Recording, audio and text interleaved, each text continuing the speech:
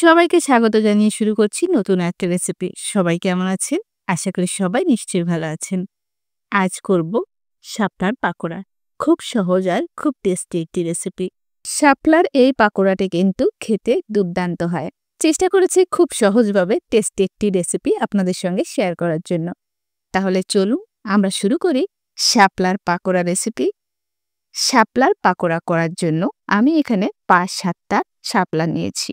আমি এক মোটা শাপলা থেকে চিকন চিকন দেখে ৫-৭টা শাপলা নিয়েছি। পাকোড়া করার জন্য কিন্তু চিকন শাপলাটা বেশি ভালো হয়।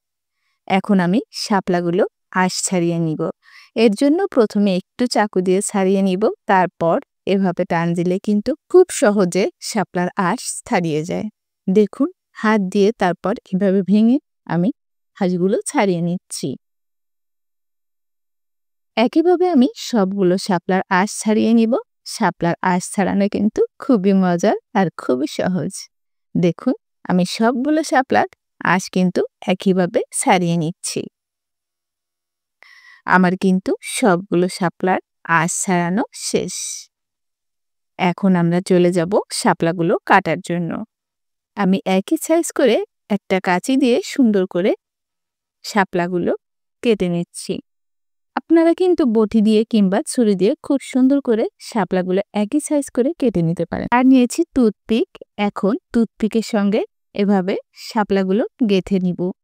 তারপর সাইডটা এভাবে একটু কেটে দিব দেখার সৌন্দর্যের জন্য। দেখুন, একটু ছোট বড় আছে, কাঁচি দিয়ে আমি কিন্তু খুব সুন্দর করে কেটে নিয়েছি। আমাদের কিন্তু একটা হয়ে গেছে।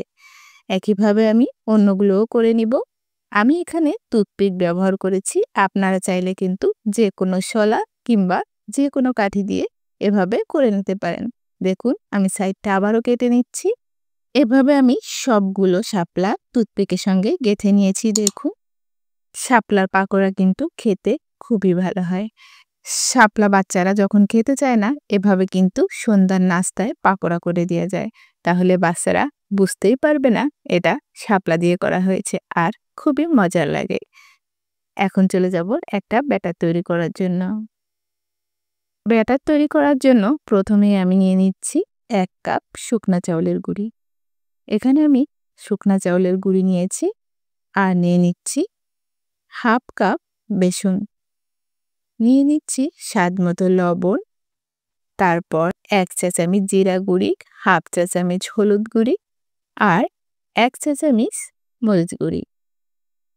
নিয়ে নিচ্ছি কিছু থেতো করা রসুন। আমি কিন্তু একেবারেই ব্লেন্ড করে ফেলিনি, রসুনটা একটু থেতলে নিয়েছি।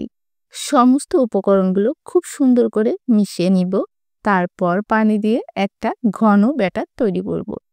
একবারেই কিন্তু পানি দেওয়া যাবে না, একটু একটু পানি দিয়ে একটা ঘন ব্যাটার তৈরি করতে হবে। দেখুন, আমি যে ব্যাটারটা তৈরি করেছি তার ঘনত্বটা এখন আপনাদের দেখিয়ে দিচ্ছি। কতটা ঘনত্বে পাকোড়া করার জন্য ব্যাটার তৈরি করতে হবে আপনারা দেখে নিশ্চয়ই বুঝতে পারছেন। আমি কিন্তু এখানে কোনো ডিম ব্যবহার করিনি। আপনাদের যদি ভালো লাগে একটা ডিম দিয়ে এই ব্যাটারটা তৈরি করে নিতে পারেন। এখন চলে যাব পাকোড়া তৈরি করার জন্য। কড়াইতে তেল বসিয়ে দিয়েছি। তারপর এভাবে একটা শাপলার, কি বলে এটাকে, যাই হোক, এভাবে আমরা বেসনটাকে মাখিয়ে নিচ্ছি। খুব সুন্দর করে বেসনটাকে মাখিয়ে নিতে হবে যেন সব জায়গায় খুব সুন্দরভাবে লাগে। একটা কাঁটা চামচ নিয়ে নিয়েছি আর এভাবে উঠিয়ে আমি তেলের উপর ছেড়ে দিচ্ছি। একইভাবে আমি সবগুলো পাকোড়া এভাবে করে নিব। দেখুন, প্রথম পর্যায়ে কিন্তু নাড়াচাড়া করা যাবে না। এক পাশ সুন্দরভাবে ভাজি হয়ে গেলে আমরা অন্য পাশ উল্টিয়ে দিব।